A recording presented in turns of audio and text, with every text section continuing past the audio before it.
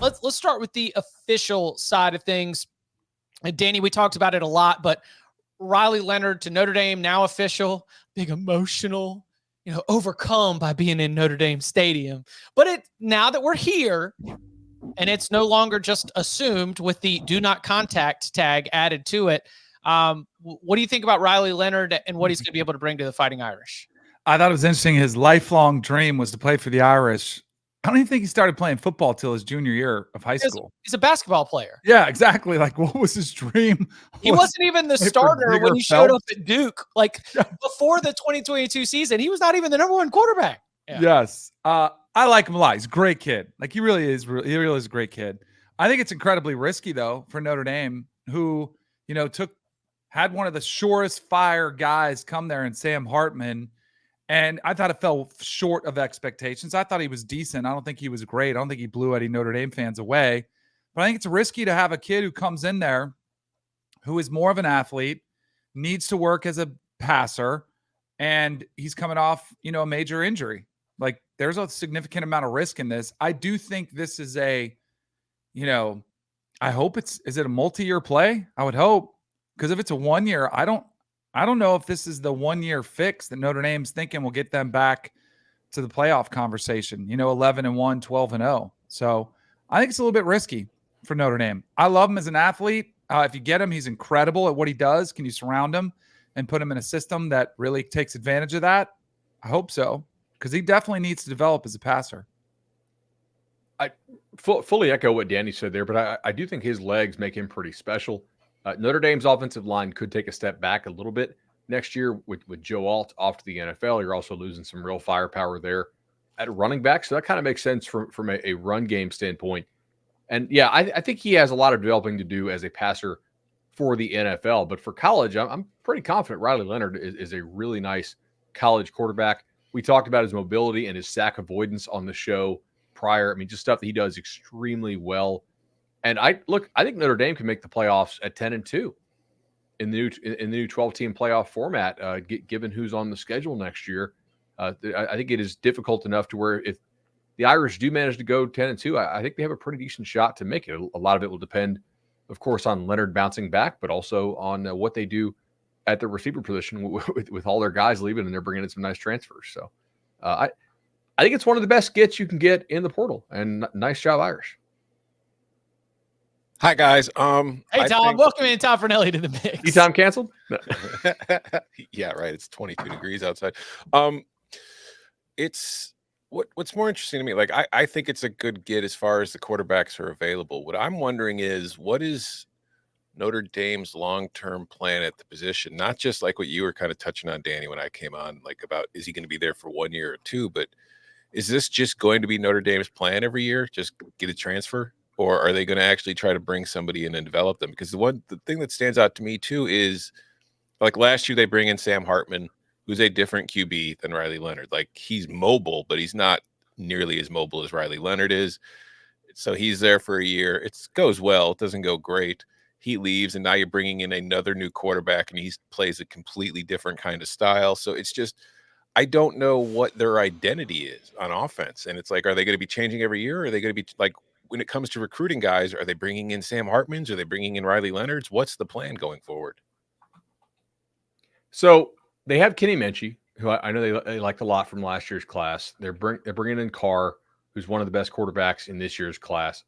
The Irish, they've definitely not stopped recruiting high-level quarterback recruits. I mean, at some point, I think the odds are that they hit. I don't think their approach is necessarily a lot different than many of the schools out there, to be honest. They just haven't really seemed to hit on a guy who they like. Like, they had Buckner, and Buckner's just not a guy who can play, at least not at that level. And thus it created a bit of an opening. And I do wonder, though, to Tom's point, are we going to see teams be too reliant on the, hey, let's go get the certainty of the portal quarterback and the win now thing, as opposed to betting on the upside of a guy who you've actually developed internally? I wonder if that's going to stunt the growth, not just at Notre Dame, because I don't really think it will, but in theory, like, if you're constantly going out just to get that certainty, that feel good, because these coaches want to be able to have a quarterback they can trust, are you limiting your upside by not going with the guy who might have a lot of upside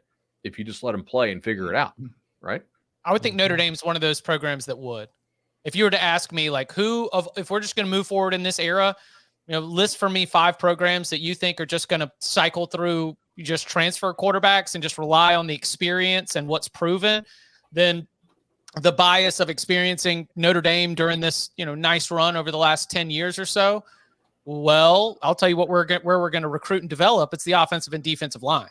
That's where we are going to be trying to identify the players who we get them in our strength and conditioning program. They're going to put on a little bit of weight. We think that they're really going to fit for us. That's where the development is. And then the quarterback position just becomes a cherry on top every single year. And you just keep trading them out year after year.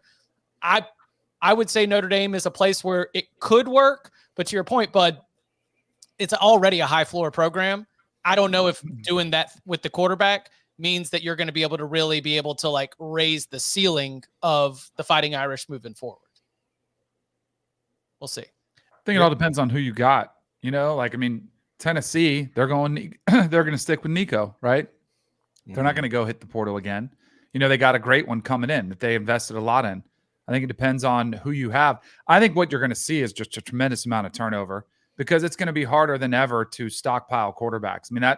That was one thing I always thought was wise, to try to keep as many as you could and expect them to transfer out if they can. But they'd get them for 2 or 3 years. You kind of get a look at them. I think players now, after one, they get a look 1 year. They're like, oh, you're going to go get a portal guy? I'm out of here. That's what you mentioned, the young guys on Notre Dame's roster.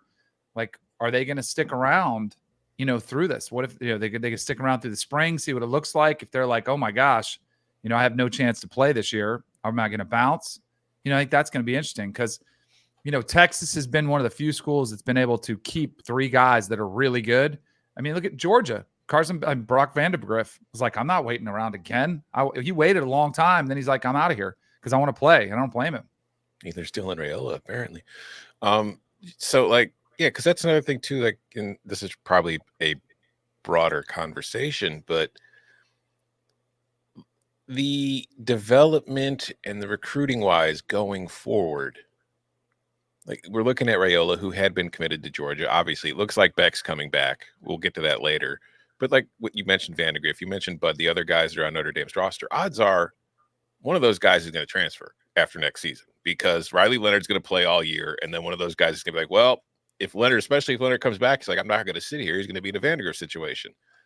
Are we going to start seeing a spot where when the power blue blood title contender programs, if they become overly reliant on, we have to get a veteran QB option in here every year because we're trying to win a national title and we can't run the risk of bringing in a freshman and letting them learn on the job, are we going to start seeing a situation where the higher rated quarterbacks maybe don't start off at those schools? Maybe they're going somewhere where they're going to see opportunity to play. And then they're just thinking, if I do well enough here, either A, we'll get to the playoff and do great, or I'll just transfer somewhere else and get the payday my sophomore, junior year and go play for a title contender. Possibly. In the pre-Tua and maybe pre-Hurts Tua era, Alabama wasn't bringing in the number 1 quarterback in each class, right? Mm-hmm. Am I misremembering that just based on the way that the quarterbacks played? I don't remember McElroy, McCarron, Phillip Sims. I remember quality recruits. I don't remember them getting the alpha dog from all the Elite 11 camps. Hey, Leonard, I don't think he can come back because he got injured too late this year for this year to be a medical redshirt, and he played 7 games in 21. He played a full slate-ish in 22. He played too many games this year for that to be a red shirt. I don't think he has an extra year. So unless I'm misreading, unless there's another pandemic in the next couple months. Right. Yeah, exactly. It looks like he's going to be a 1-year guy unless I'm missing something. Well, that's good for CJ Carr then. Mm-hmm. Yeah, exactly. Yeah. And Kenny Minchie, honestly. Eventually one of those kids will hit. Here's another way to spin this then. And again, I'm just using Riley Leonard as the example. Notre Dame's going into the portal, getting a QB every year. Some other programs are going in the portal, getting a QB every year. There's no salary cap, but nobody has unlimited money. Are you sure you want to be using all that NIL to get a quarterback in the portal every year? maybe you'd be better off developing a guy and using that money elsewhere. Right. Yeah. Well, I think this gets into the point of like, are you in a window where you have to win? Like, are you in your winning window? Oh yeah. Right. What's Like, the roster look like? Are- Figuring out how to. are you really willing to spend up, a million, $1.2 million to get like the top guy? I'm not talking about like a Caleb or if a Drake could hit the portal, right? But like a, like a Cam Ward or a Bo Nix, like guys who are not going to be high draft picks because we know they're not, because otherwise they would just go pro, right? But like a dude who's considered top of the quarterback market, not in that Caleb category. For some teams that makes sense because they're in a cash it in type year. For other teams, it really doesn't make sense to do that because you're not in a year where you can do a whole lot with it. Let's talk about that. What's the window look like for Miami? Because I've seen I seen Rick Ross and Cam Ward out at the steakhouse.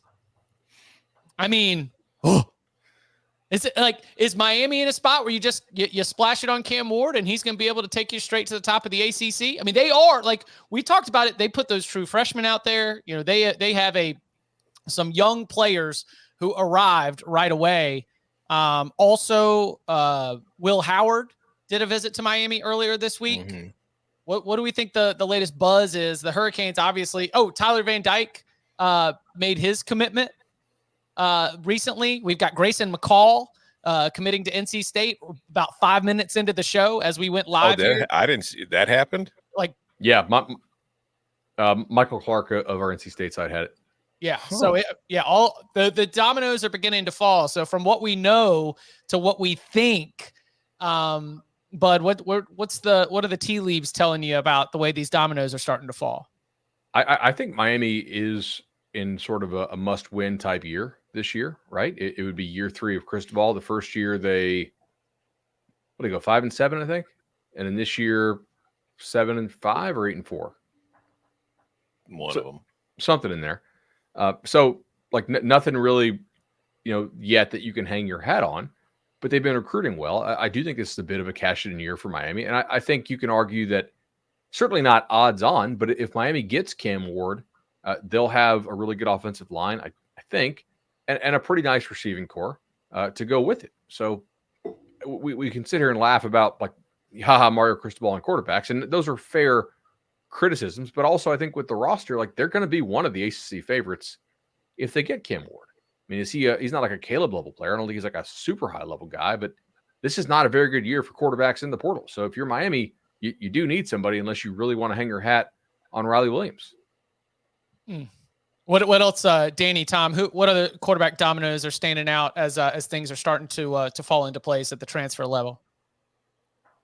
I like Cam Ward a lot. He'd probably be my number one target if I was looking for a 1 year. How do I win now? And what else is that? Ohio State? Is that who else is in the mix here? Like, because Cam Ward's the belle of the ball right now. Who are the programs that we think are in the running to potentially land Ward? Because again, I just said that he was on his visit. I think he's taking a lot of visits. I think he is allowing himself, to be shown around as he should.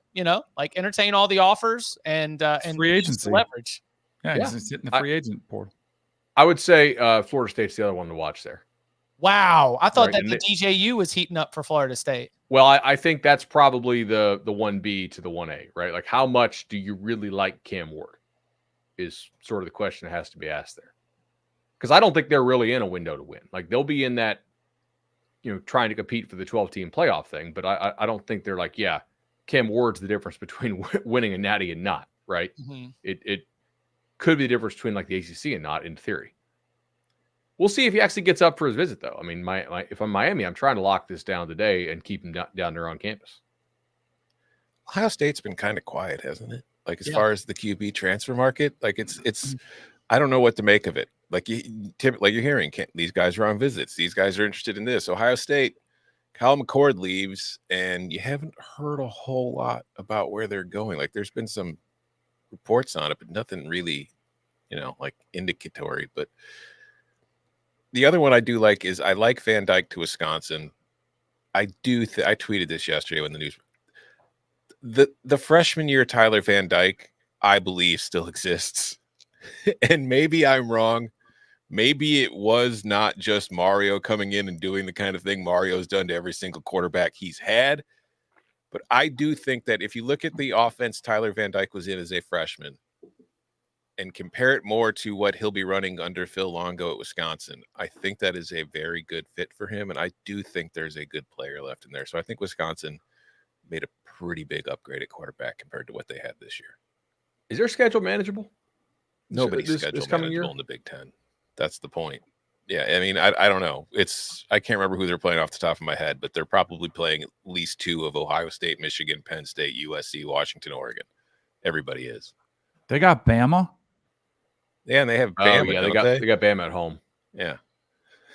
No, their schedule is not manageable. Travel ticket. You got Purdue, Rutgers, Northwestern, a MAC team, an FCS team, USC and Oregon. Yeah, Iowa, Nebraska, Minnesota. Yeah, it's Manageable. So I'm saying, like, the winner of the Big Ten every year is going to be like 12-2. You know what I mean? There's not going to be many undefeated teams going forward. But no Ohio State, no Penn State, no Michigan. Yeah, That's nice.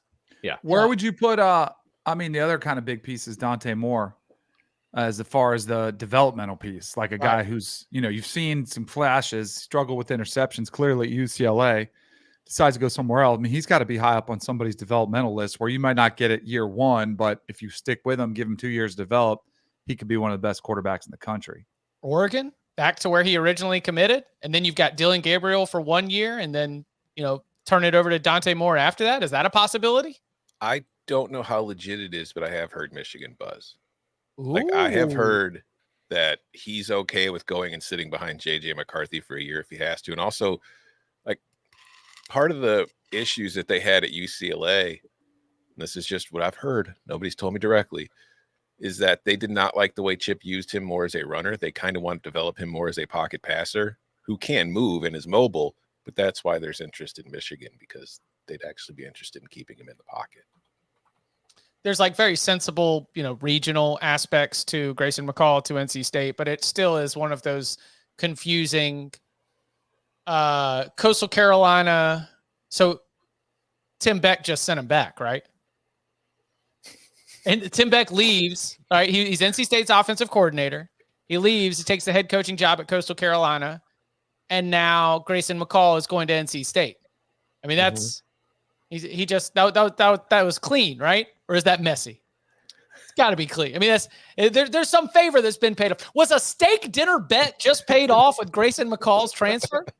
I don't know. I'm just asking questions out loud. It's just too convenient that McCall picks NC State, the university where his now ex-head coach was the offensive coordinator the year prior.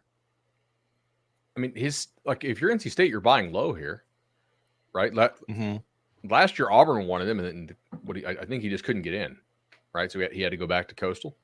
If you're NC State, like, McCall's a pretty experienced guy, does not have a big arm, some mobility. I think the main asset he has is the accuracy and decision making. So that's an offense that they run under Robert and I, where like find the open guy, assuming that they have a little bit better receiver play this year. I could see that working out, and it's NC State, so they almost never ask the quarterback to carry the team. What? Since when? Think Mikey about it. G, Yeah. like Finley, Russ. I mean, that's QBU, baby. I mean, yeah, but that we're talking about, like, we had better hairline. Well, Chip still has a great hairline, but like some of us had better hairlines back then, man. I mean, that's it's been a minute. That's true. Is Grayson McCall an upgrade over MJ Morris?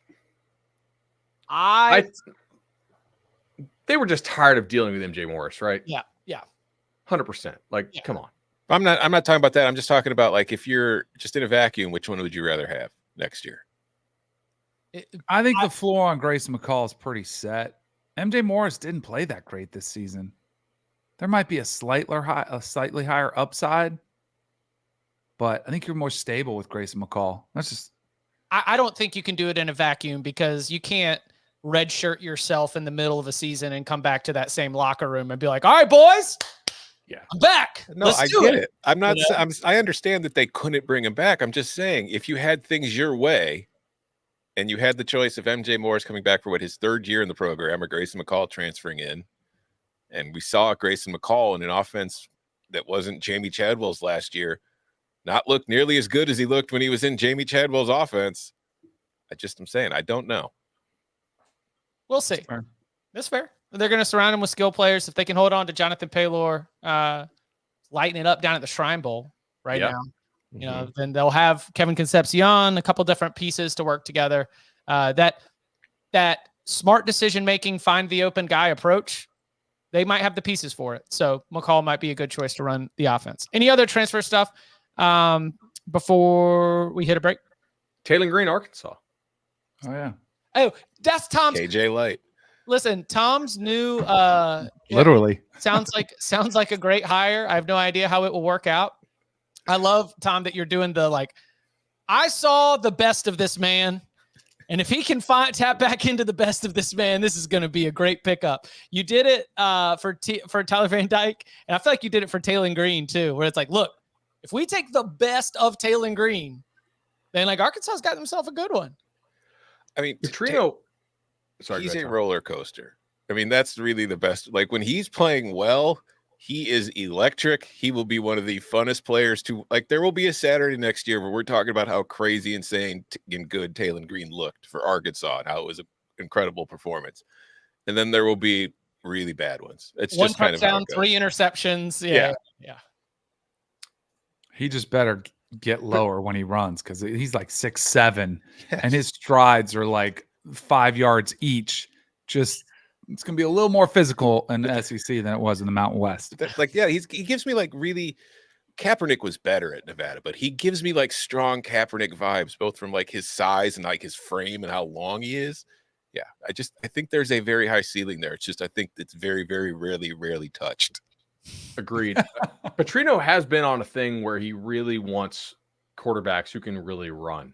And it dates back to his time with the Falcons. He's talked about this when he had Michael Vick, right? And how that kind of, blew up. But then he goes back and he has Lamar at Louisville. And I think Petrino is much more quarterback mobility friendly than he was 15 years ago. So I'm excited to see what Green can do there for Arkansas. The one that I want to touch on, by the way, that is not a quarterback is, I think Deion Burks is a hell of a get for Oklahoma.